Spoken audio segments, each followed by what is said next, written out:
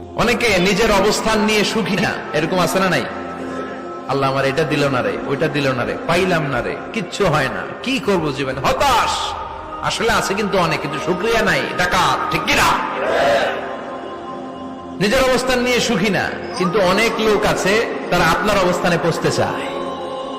তাদের দিকে তাকিয়ে দেখেন, আপনি যে অবস্থানে আছেন এই অবস্থানে পৌঁছাটা অনেকের কাছে স্বপ্ন। তারা প্রতিনিয়ত সংগ্রাম আর স্ট্রাগল করে যাচ্ছে আপনার অবস্থানে পৌঁছতে, আর আপনি এটা নিয়ে সন্তুষ্ট না। শেখ সাদির নাম শুনেছেন? বালাগাল উলা কাশাফাত দুজা, এই কবিতাটা রচয়িতা ইরানের বিখ্যাত এক কবি।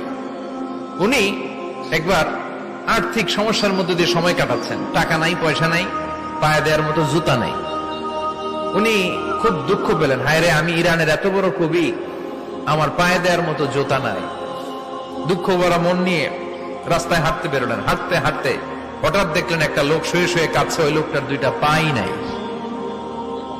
পাই নাই। উনি সেজদায় পড়ে গেলেন, আল্লাহর কাছে ক্ষমা চাইলেন, আল্লাহ অনেক দিয়েছো, শুকর আলহামদুলিল্লাহ। এজন্য যেই পরিস্থিতিতেই থাকি না কেন আমরা কি পড়বো? জোরে বলেন, কি পড়বো? এজন্য কানাআতু মিনাল ইসলাম, অল্পে তুষ্ট থাকার নাম হলো ইসলাম। সম্পদ লাগবে কিন্তু সম্পদের পাহাড় লাগবে না, ঠিক কিনা? অল্প খান, অল্প পড়েন, অল্প জামান, অল্পের ভেতরে বরকত ঢুকায়া দিছে কে? দেখবেন যাদের সম্পদ অল্প তারা সুখী বেশি।